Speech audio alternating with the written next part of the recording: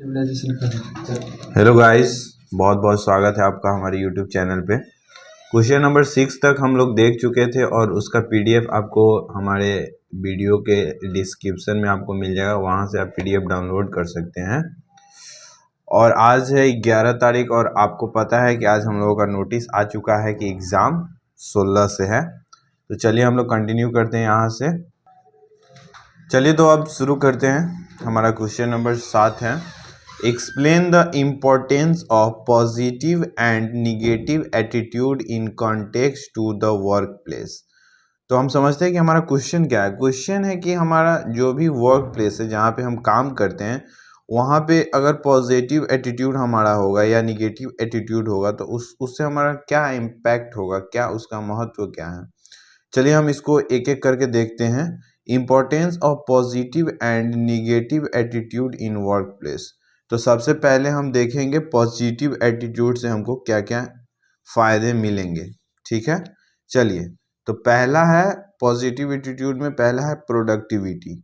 इसके अंदर क्या होगा, a positive attitude contributes to higher productivity as individuals approach tasks with enthusiasm and determination leading to efficient and quality work। तो यहाँ पे क्या होगा, प्रोडक्टिविटी हमारा बढ़ जाएगा जब हम पॉजिटिव एटीट्यूड से काम करेंगे। अपने वर्क प्लेस पे पॉजिटिव एटीट्यूड से काम करेंगे तो ओवरऑल जो हमारा प्रोडक्टिविटी है, काम करने की जो मेरी मतलब जो एक तरह से आपका कैपेबिलिटी है, क्वालिटी ऑफ वर्क और एफिशिएंट, मतलब उसमें ज़्यादा एफिशिएंसी आ जाएगी हमारे काम में, और जो क्वालिटी होगा काम का वो हमारा अच्छा होगा, इम्प्रूव हो जाएगा, और हम बहुत ही मतलब इंथुसियाज्म के साथ अपना काम को करेंगे और उससे हमारे अंदर एक मतलब अच्छा पॉजिटिव थिंकिंग रहेगा, पॉजिटिव एटीट्यूड रहेगा। चीज़ों को हम अप्रोच एक पॉजिटिव वे में करेंगे। ठीक है, चलिए अब देखते हैं दूसरा इसका इम्पोर्टेंस क्या है पॉजिटिव एटीट्यूड का। तो दूसरा हमारा इम्पोर्टेंस है team morale. Positive attitudes with in a team create supportive and uplifting work environment fostering collaboration unity and a strong team model. तो देखिए, हमारा जब एक पॉजिटिव एटीट्यूड रहेगा वर्क प्लेस पे तो हमारे टीम का जो मोरल होगा वो अप हो जाएगा। हमको किसी भी काम को करने के लिए मतलब एक दूसरे का हम सपोर्ट करेंगे, सपोर्टिव नेचर का हमारा पूरा टीम रहेगा। किसी के साथ हम कोलैब करेंगे, यूनिटी से हम अपना काम करेंगे और हमारा इससे टीम क्या होगा, मजबूत रहेगा, मजबूत बनेगा और हमारा मोरल हाई रहेगा। हम निगेटिविटी से दूर रहेंगे, हम चीज़ों को एक पॉजिटिव वे में हम उसको सॉर्ट आउट करेंगे, कंप्लीट करने की कोशिश करेंगे। ठीक है, चलिए अब हमारा नेक्स्ट है प्रॉब्लम सॉल्विंग। पॉजिटिव एटीट्यूड रखेंगे तो हमारा जो प्रॉब्लम सॉल्विंग है उसमें हमको क्या फ़ायदा होगा ये देखते हैं। तो maintaining a positive attitude enables individuals to approach challenges with optimism and resilience leading to more effective problem solving and innovative solution. तो जब हम अपना पॉजिटिव एटीट्यूड रखेंगे वर्क प्लेस पे तो कोई भी, जैसे एज अ टीम हम काम कर रहे हैं, अब किसी कहीं भी आप काम कर रहे हैं तो आपके कलीग्स होंगे, आपके जो भी आपके साथ जो को मेंबर्स होंगे, तो हम जब टीम एक साथ काम करते हैं तो उसमें प्रॉब्लम्स आती ही हैं, कोई भी इश्यूज आएंगे।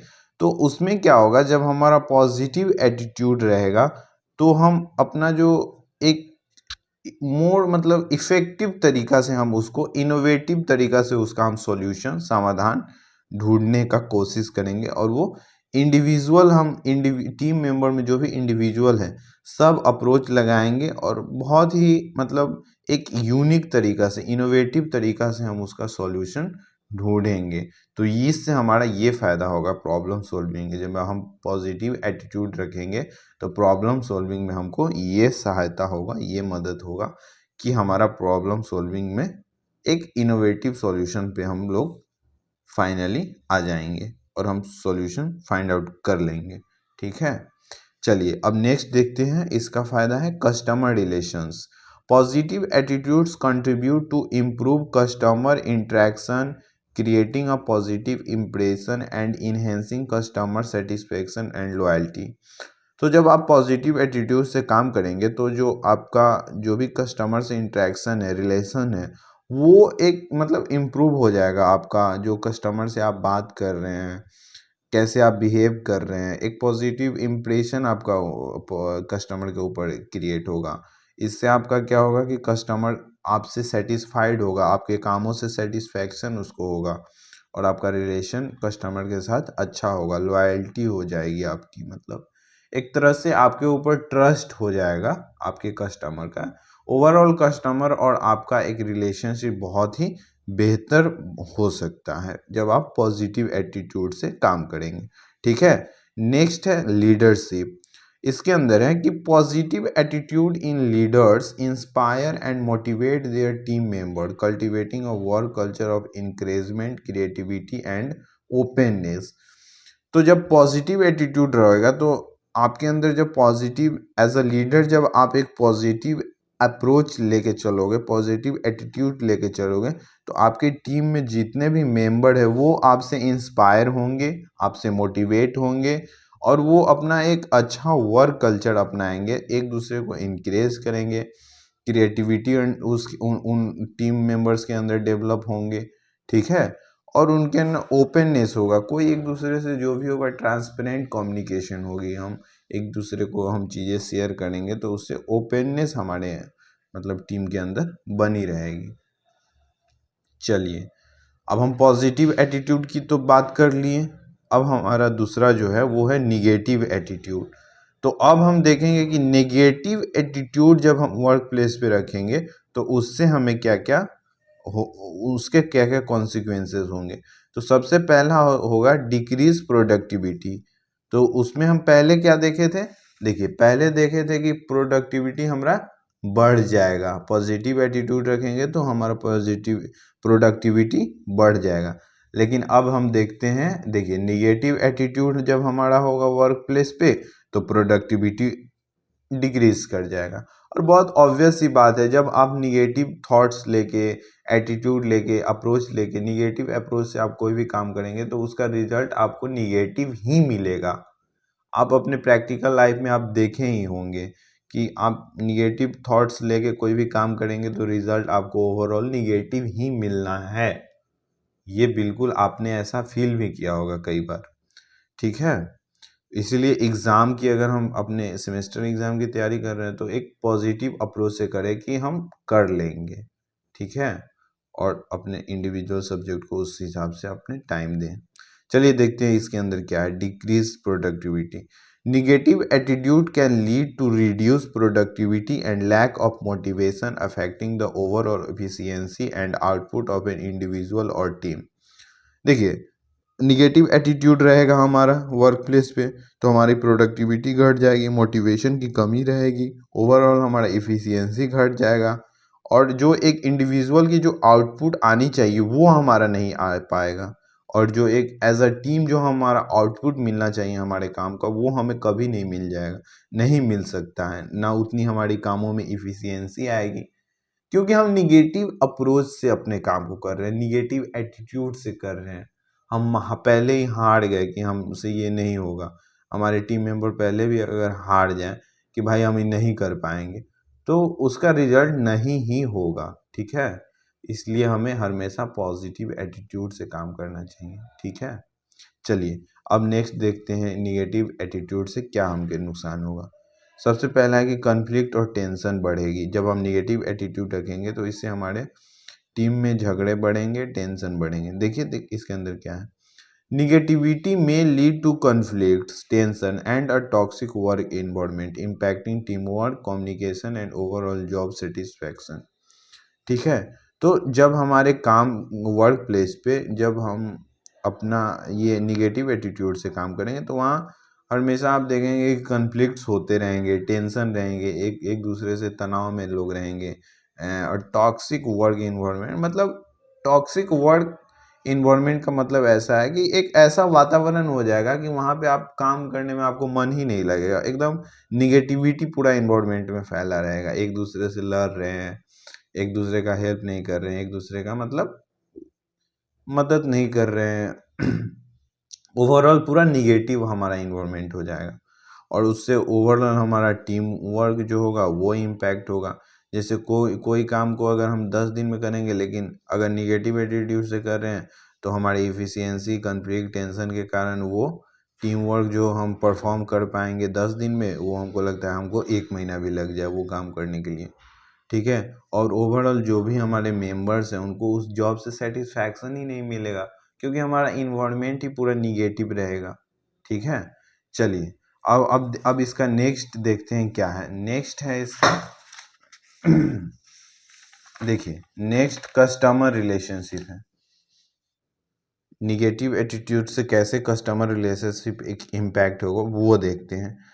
तो देखिए negative attitude can result in poor customer interaction, damaging the organisation reputation and leading to decrease customer satisfaction.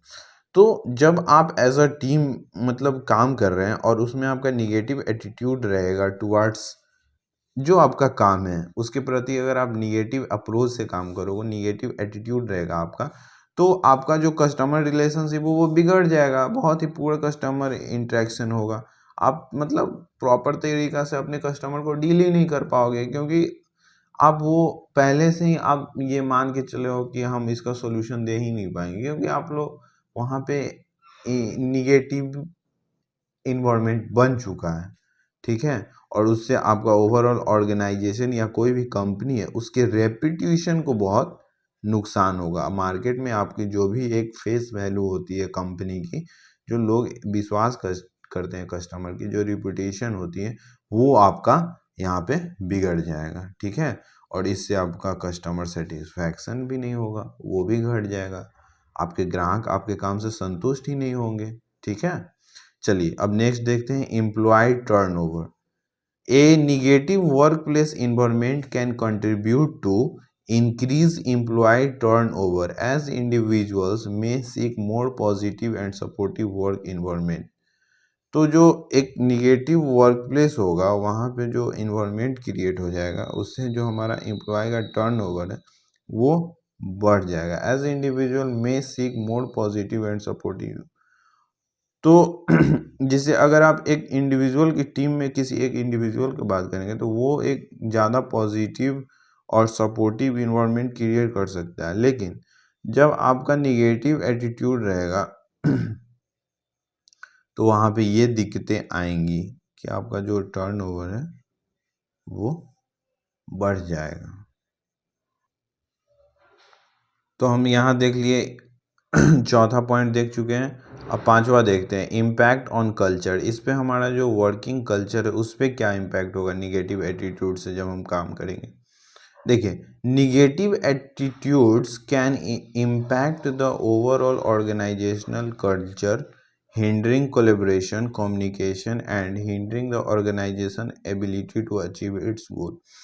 तो जो हमारे इन्वायरमेंटल कल्चर पे इम्पैक्ट ये होगा इसका निगेटिव एटीट्यूड का कि ओवरऑल जो हमारा ऑर्गेनाइजेशन कल्चर है वो ख़राब हो जाएगा और हम किसी से कोलैबोरेशन करेंगे वो नहीं हो पाएगा क्योंकि हमारा एक निगेटिव एटीट्यूड है, कोई हमारे साथ कोलैबोरेट नहीं करना चाहेंगे और हमारा किसी से कम्युनिकेशन नहीं हो पाएगा क्योंकि हम मार्केट में ये है कि ये निगेटिव एटीट्यूड है इन लोगों का।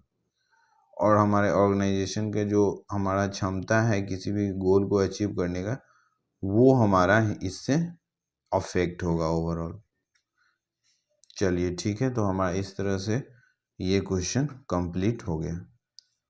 चलिए बहुत बहुत धन्यवाद। हेलो गाइस, बहुत बहुत स्वागत है हमारे यूट्यूब चैनल पे। चलिए हम लोग क्वेश्चन नंबर 7 तक तो देख लिए हैं, अब देखते हैं नेक्स्ट क्वेश्चन 8। चलिए फटाफट से इसको देख लेते हैं। तो क्वेश्चन है हमारा right a note on out of the box thinking using examples from real life situation.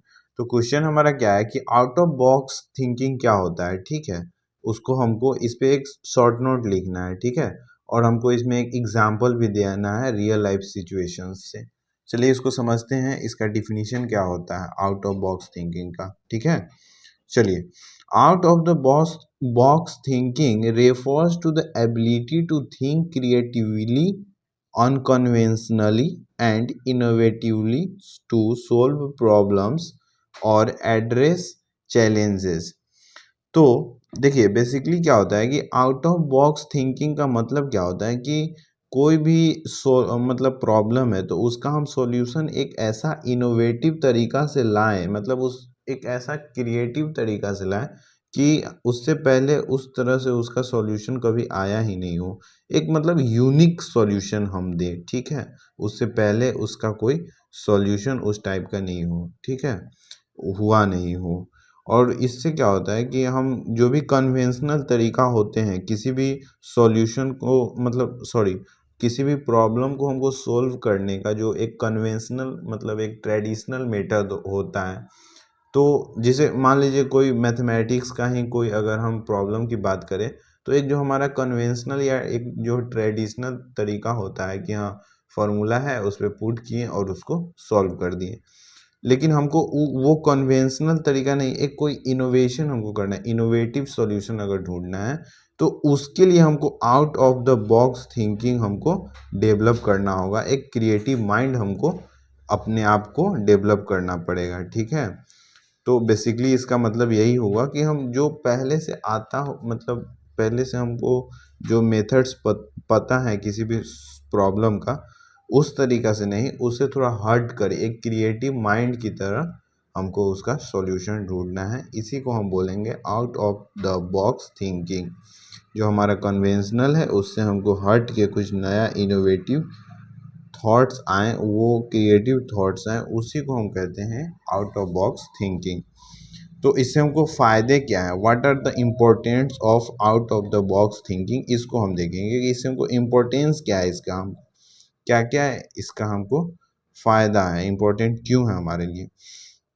चलिए पॉइंट वाइज हम देखेंगे और आप एग्ज़ाम में भी इसको पॉइंट वाइज ही लिखिएगा, इससे आपका पेपर थोड़ा ऑर्गेनाइज दिखेगा और आपको इससे बेहतर नंबर भी मिलेंगे। चलिए देखते हैं, out of the box thinking increases individual to explore unconventional solution leading to innovation and break through.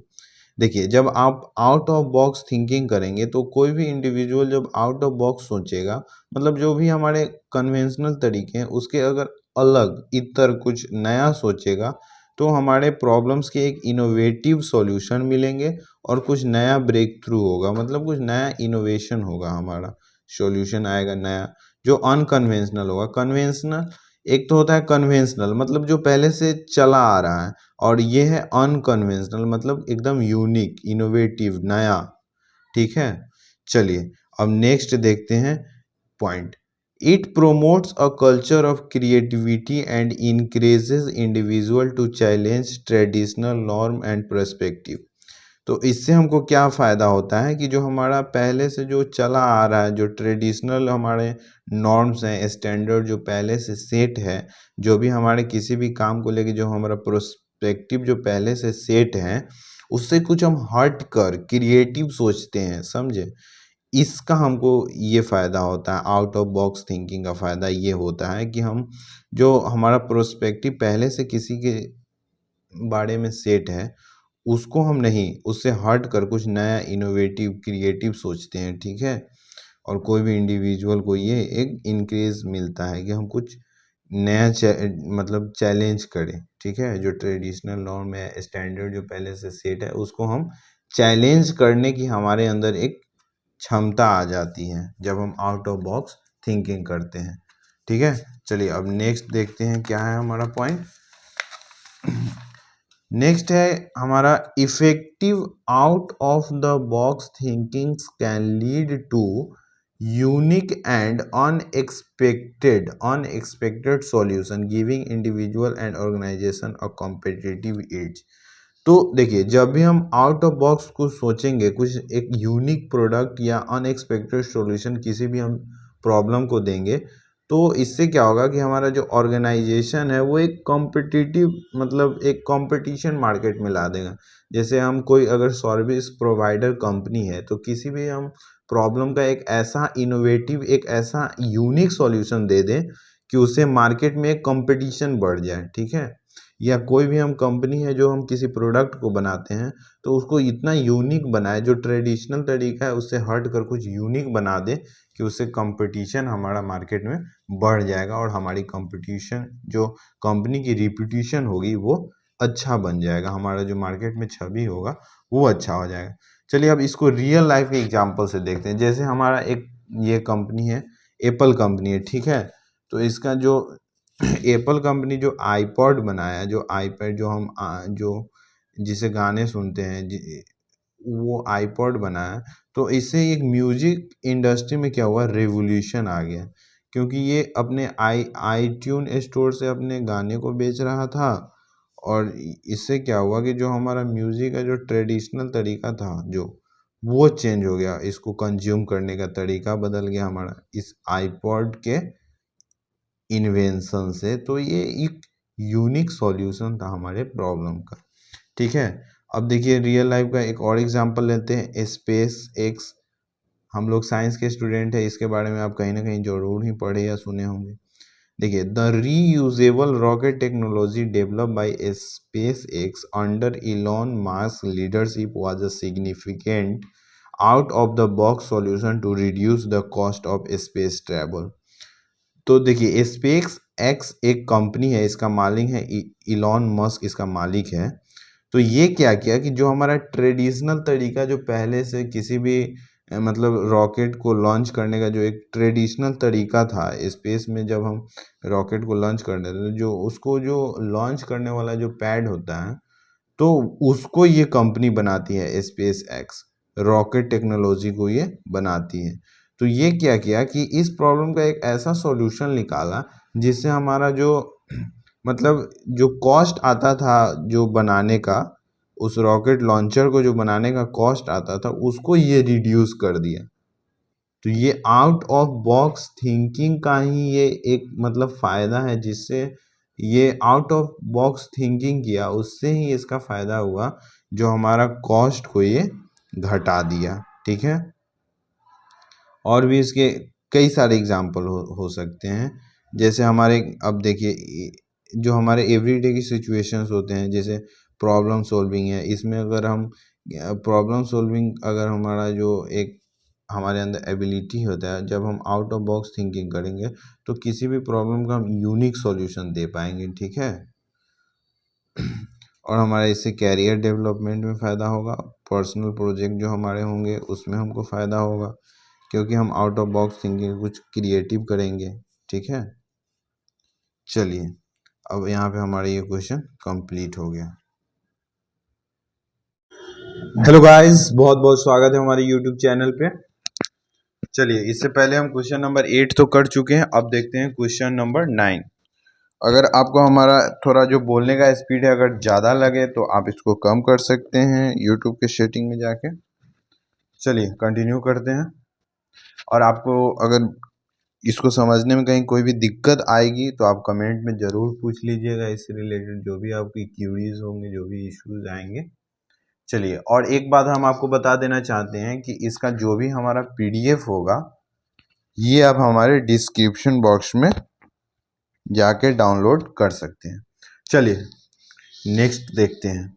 चलिए हमारा क्वेश्चन है right notes on any two of the following. ये दो चार हमारा दिया हुआ है, उसमें हमको शॉर्ट नोट लिखना है। पहला है सेल्फ एस्टीम। तो सबसे पहले तो हम समझेंगे कि सेल्फ एस्टीम होता क्या है। इसका मतलब होता है आत्मसम्मान। ये हमारे तो समाज में इसका बहुत ही इम्पोर्टेंस है, आत्मसम्मान बहुत एक इम्पोर्टेंट ये हमारे लिए एक पर्सनालिटी के अंदर आता है। चलिए देखते हैं क्या होता है self esteem. Self esteem is how much a person values themselves.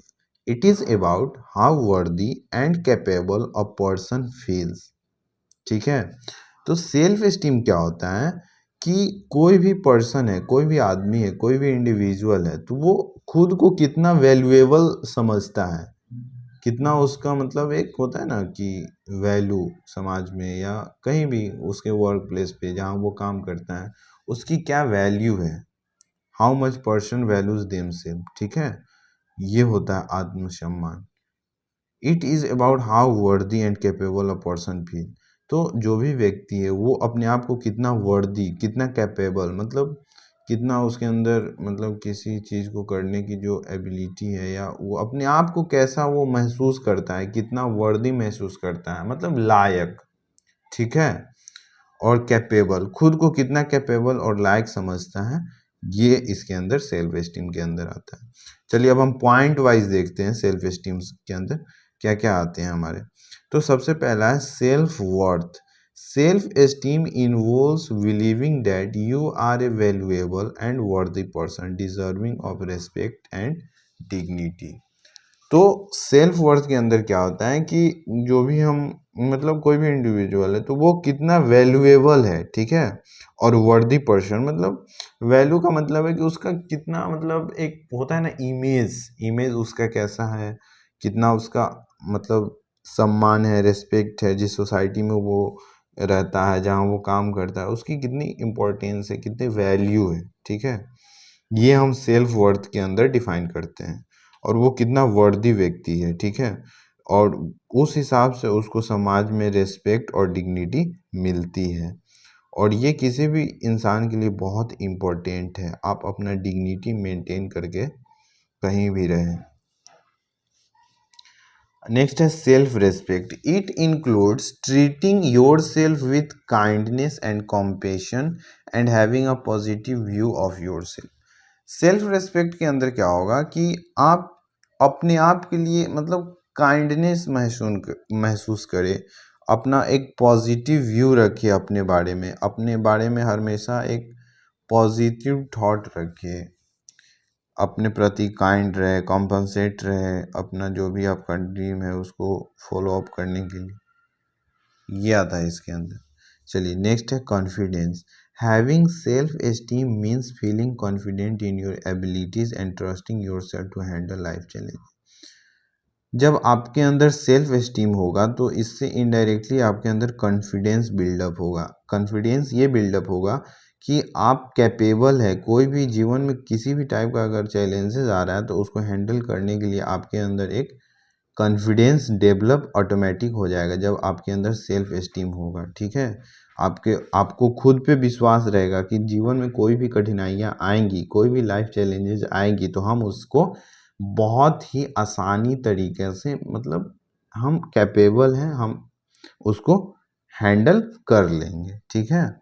अब देखिए नेक्स्ट है self image. It relates it relates to how you see yourself and the value you place on your own qualities and behaviour. Self image के अंदर क्या होगा कि खुद पे आपको कितना विश्वास और खुद को आप कितना वैल्यू करते हैं, आपकी जो भी ओन क्वालिटी, जो आपकी क्वालिटीज और बिहेवियर है, ये आपका सेल्फ इमेज समाज में क्रिएट करता है, ठीक है। चलिए नेक्स्ट है इम्पोर्टेंस ऑफ सेल्फ एस्टीम, ठीक है, importance of self esteem. Self esteem is crucial for mental wellbeing, resilience and healthy sense of self. It can impact relationship performance and overall happiness. तो self esteem हमारे लिए बहुत important है। इससे हमारा क्या होगा कि एक जो हमारा मेंटल वेलबींग होता है, मतलब मानसिक तौर पे हम कितना हेल्दी हैं, ये हमारा इससे इम्पैक्ट करेगा। जब हम सेल्फ एस्टीम होंगे, जब हमारे अंदर सेल्फ इमेज होगा, सेल्फ रिस्पेक्ट होगा, कॉन्फिडेंस होगा, तो हम मानसिक तौर पे बहुत, मतलब ऑब्वियस है कि आप मेंटली एकदम फिट रहेंगे। आपका मतलब हेल्दी, आपका सेंस से आप मतलब हेल्दी रहेंगे, आप टेंशन फ्री रहेंगे कि हमारा एक सेल्फ एस्टीम है। और इससे ओवरऑल आपके जो भी रिलेशनशिप होंगे ओवरऑल वो इम्पैक्ट होगा। आपका अच्छा रिलेशन बनेगा जब आप सेल्फ एस्टीम आपका अच्छा होगा, आपका परफॉर्मेंस अच्छा होगा, ओवरऑल आप खुश रहेंगे, आपके हैप्पीनेस का कारण भी सेल्फ एस्टीम बनेगा, ये इम्पोर्टेंट। हेलो गाइस, बहुत बहुत स्वागत है आपका हमारे यूट्यूब चैनल पे। चलिए हम क्वेश्चन नंबर 9 का ए तक कर चुके थे, अब नेक्स्ट कर सकते हैं क्वेश्चन नंबर 9 का बी। इस पे हमको शॉर्ट नोट लिखना है एटिकेट्स पे। इसका हिंदी में मतलब होता है शिष्टाचार। ये तो आप जानते ही होंगे शिष्टाचार क्या होता है। चलिए इसको फिर भी देख लेते हैं। तो etiquette refers to the set of rules and conventions governing polite and respectful behaviour in social, professional and cultural context. ठीक है, तो इटिकेट्स क्या होता है कि इटिकेट मतलब शिष्टाचार, कैसे आपको अपने सोशल लाइफ में कैसे लोगों के साथ आपको कितना पोलाइटली बिहेव करना है। ठीक है, आपको प्रोफेशनल लाइफ में कैसे बिहेव करना है दूसरों के साथ, कैसा मतलब ओवरऑल आपका कल्चरल क्या होना चाहिए किसी भी इंडिविजुअल का, वो हम इटिकेट्स के अंदर सीखते हैं। ये बेसिकली एक सेट ऑफ रूल्स बनाया गया है जो आपको फॉलो करने हैं इटिकेट्स। ठीक है, अपने सोशल लाइफ में, प्रोफेशनल लाइफ में, कल्चरल कॉन्टेक्स्ट में हम इसको यूज़ करेंगे। ठीक है, चलिए इसको हम थोड़ा डिटेल में देखते हैं इसका क्या होता है एटिकेट्स। सबसे पहले होता है पोलाइटनेस, विनम्रता। कैसे आपको पोलाइट मतलब पोलाइटली आपको बिहेव करना है लोगों से।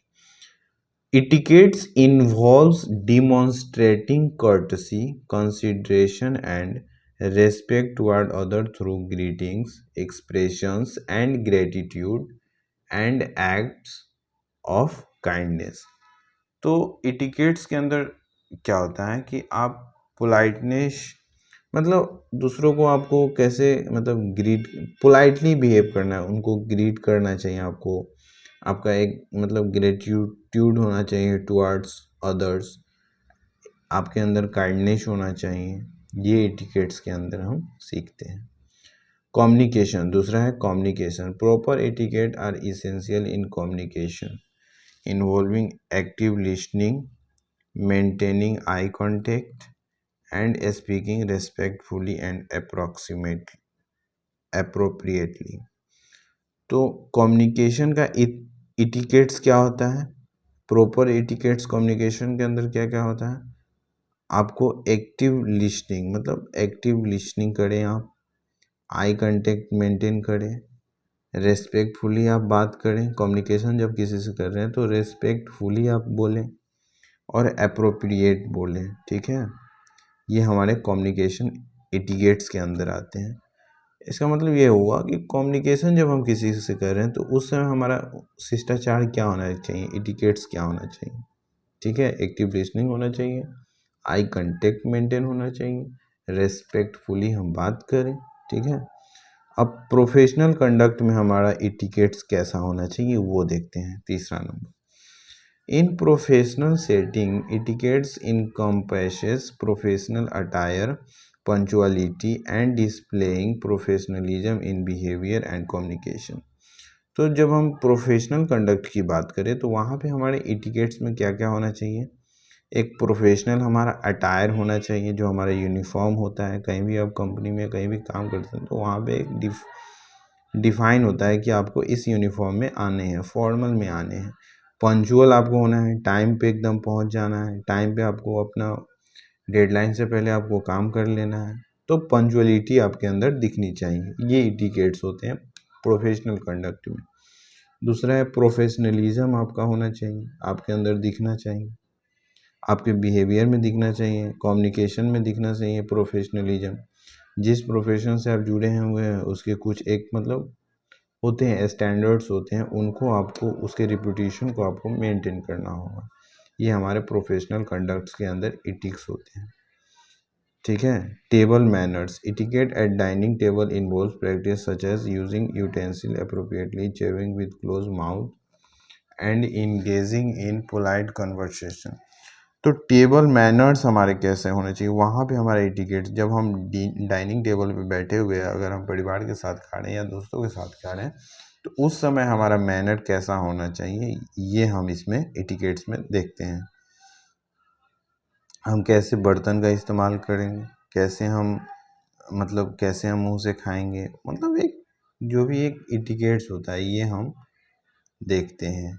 कैसे हम पोलाइटली बात करें एक दूसरे से, ये सारी चीज़ें हमारे एटिकेट्स के अंदर आती हैं। चलिए दोस्तों, अब इसको हम कंप्लीट करते हैं। ये हमारा 9 का बी कंप्लीट हो गया। अब नेक्स्ट देखते हैं। देखिए